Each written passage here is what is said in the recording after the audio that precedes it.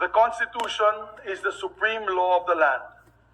It is an enduring symbol of our democracy, enshrining the foundations of our nationhood and reflecting the consensus of our citizenry. While we respect and recognize the people as our sovereign, with the right to call for constitutional change, we must guard against any attempt to revise the Constitution by exploiting our democratic processes under the guise of a People's Initiative.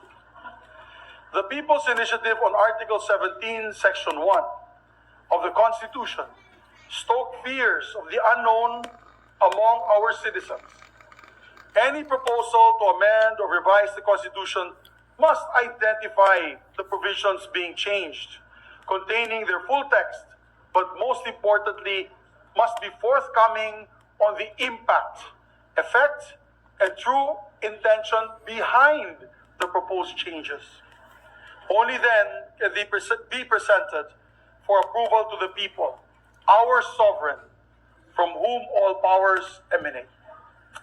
The proposal subject of the People's Initiative could have led, or could lead, rather, to a constitutional crisis, destabilizing our bicameralism and upsetting the systems of checks and balances.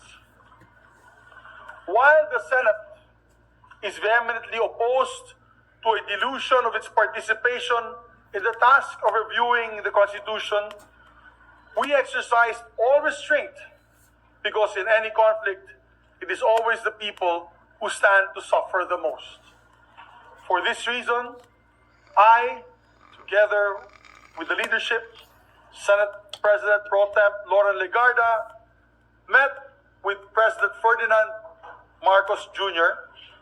and the leadership of the House of Representatives on January 11 before Divan de Honor in order to raise concerns on the proposed amendment contained in the People's Initiative. The President agreed with us that the proposal was too divisive and asked the Senate to instead take the lead in reviewing the economic provisions of the Constitution. In this way, we can preserve our bicameral nature of legislation. While the Constitution must be reviewed in keeping with the demands of the present and possibilities of the future, we believe that we must first exhaust all avenues open to us through policy making and legislation. That is precisely what the Senate did when we enacted amendments to the Public Services Act and liberalized many industries to attract foreign investments, encourage competition, and improve the delivery of basic services to our countrymen. The Senate stands firm behind the Public Services Act as a landmark piece of legislation that reforms our economic landscape.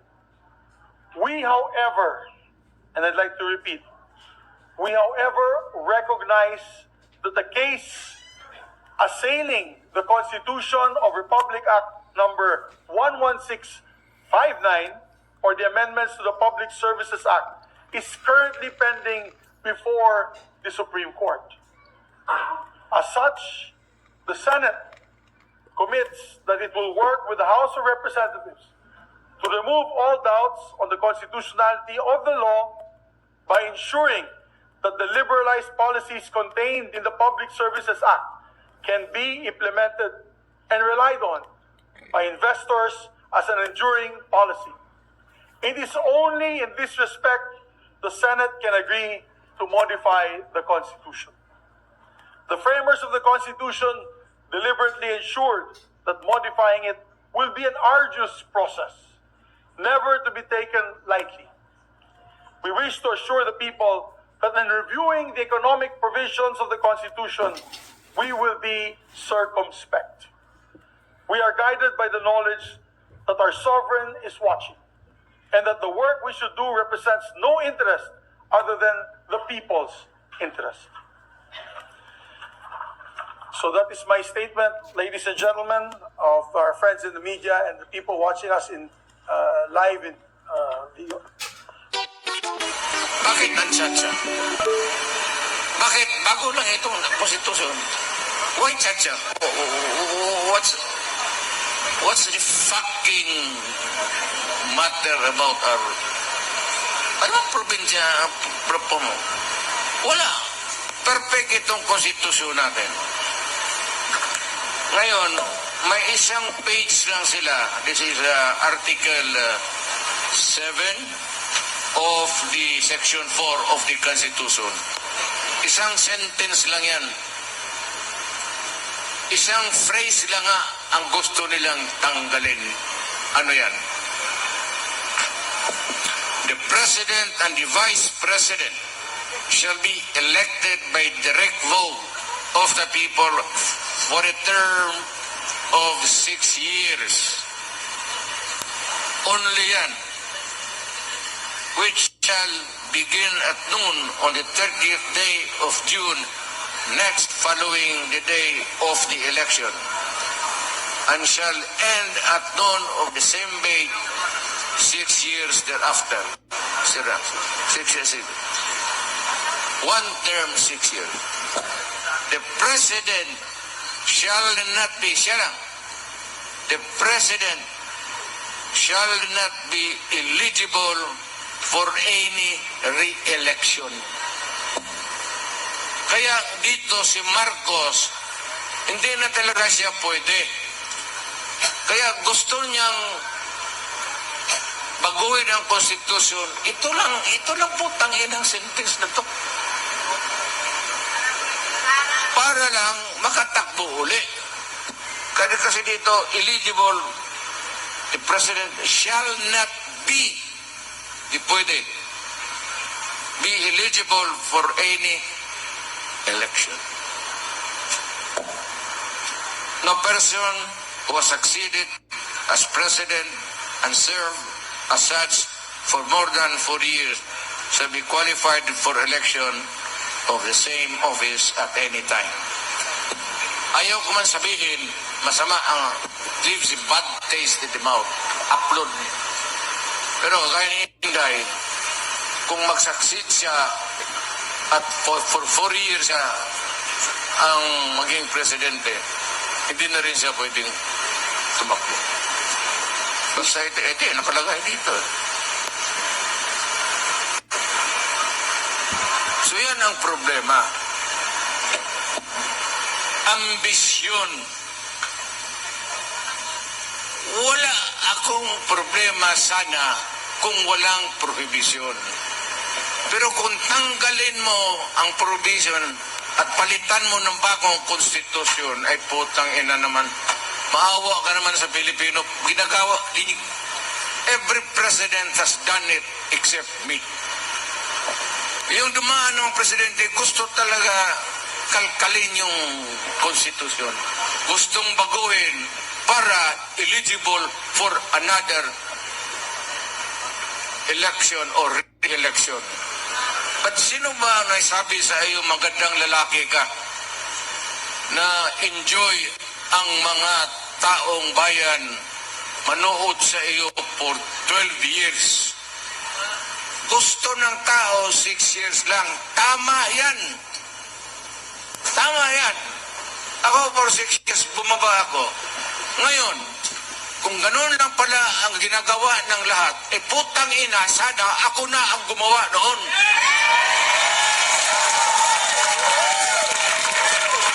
At least ako abogado, hindi naman ako bright masyado, pero may alam ako. Ito, second year. Walang...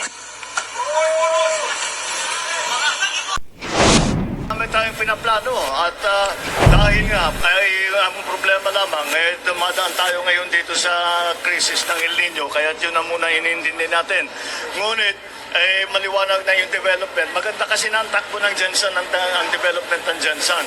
Basta ang gagawin ng national government ay patuloy ang pag-develop ng infrastruktura doon sa Build Better More na aming ginagawa. Dahil yan naman, pagka nabuksan natin lahat ng mga iba't ibang lugar, maliwanag na gaganda ang economic situation. Bakit ang chacha? Bakit bago lang itong konstitusyon? Why Chacha? What's the fucking matter about our...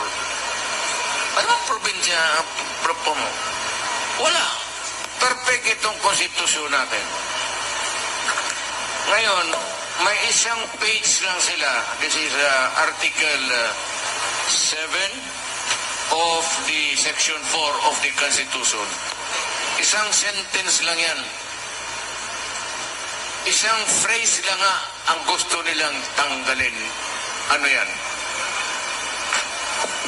The President and the Vice President shall be elected by direct vote of the people for a term of 6 years.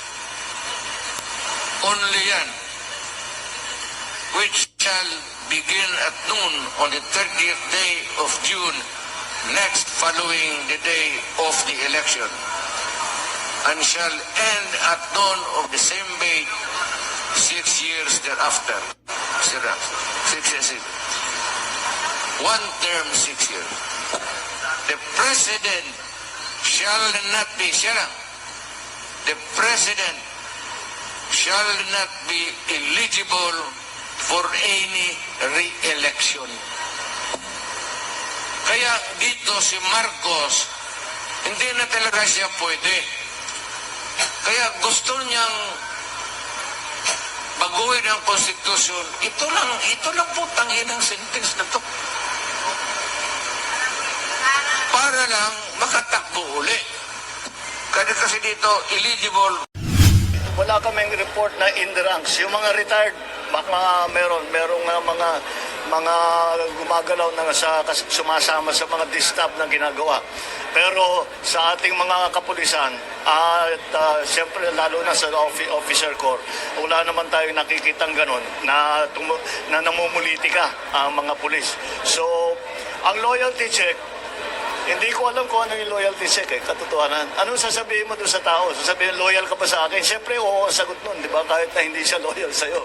Pero, titignan natin mga record ng mga ang ano ko naman, kahit hindi mo ako binoto, okay lang sa akin. Basta't maging professional ka, gawin mo yung trabaho mo ng tama. Yun lang naman ang hinihiling ko sa lahat ng police, sa lahat ng armed forces. Thank you. Pasalamatan ko, mahal ko to, alam nila, yung mga pulis na militar, maraming salamat sa inyo. Akin yan, maniwala kayo.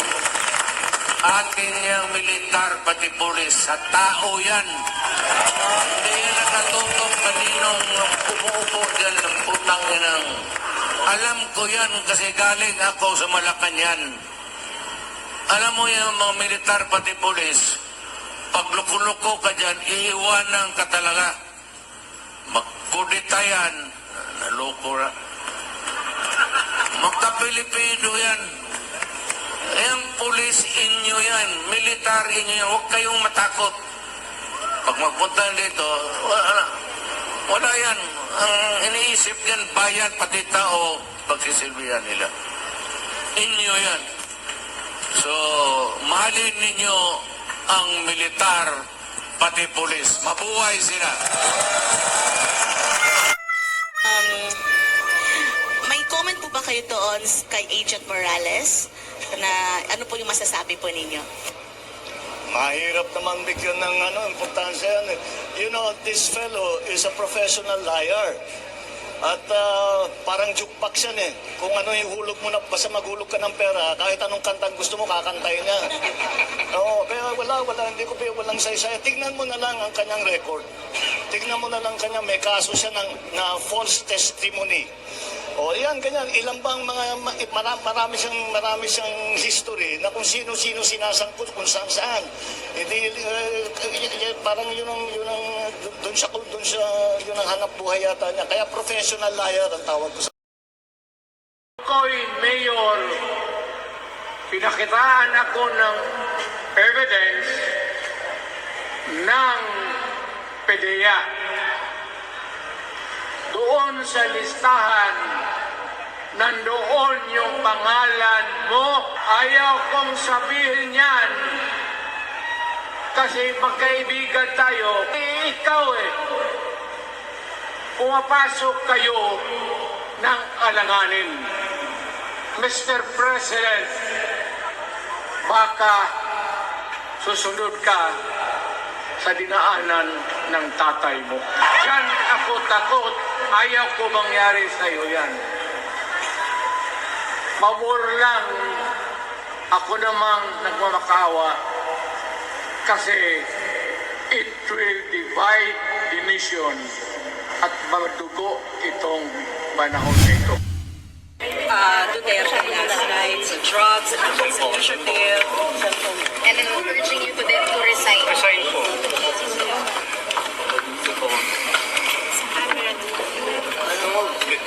I think it's the fentanyl. Fentanyl is the strongest painkiller that you can buy.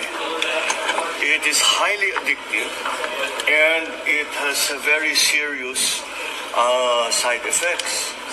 And PRRD has been taking the drug for a very long time now. When was the last time he told us that he was taking fentanyl? 5-6 years ago. Something like that. After 5-6 years, that has to affect yung kaya palagay ko kaya nagkakaganyan. So, you know, I hope his doctors take better care of him than this. Hindi pinababayaan itong mga nagiging problema. But sir, can you categorically deny that you're involved in drugs para matapos ng...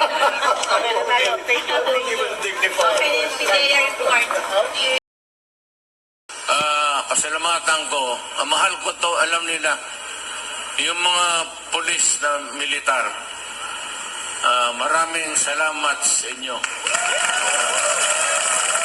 Akin yan, maniwala kayo. Atin yung militar, pati pulis, sa tao yan. Hindi yan nakatutok kaninong umuupo dyan ng putang yan. Alam ko yan kasi galing ako sa Malacanang. Alam mo yung mga militar, pati pulis, pag luko-luko ka dyan, iiwanan ka talaga. Magkudita yan, naloko na. Magka-Pilipino yan. Yung pulis inyo yan, militar inyo yan, huwag kayong matakot. Pag magpunta dito, wala yan. Ang iniisip yan, bayan, pati tao, pagsisilbihan nila. Inyo yan. So, mahalin ninyo ang militar, pati pulis. Mabuhay sila.